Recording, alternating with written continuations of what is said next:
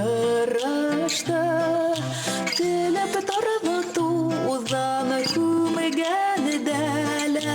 Şul derinde yıvıtırmıştı. Yolga sıkmahamda gel yoldamın. Yatmış alga kuya aldamın. İdil hemde kümilderim satmak. Buşdan maktallarga aldanmam.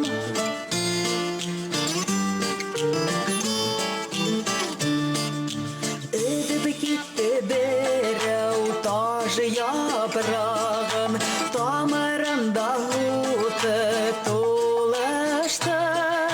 Ul yanının sağı seske attı. Aman bir dep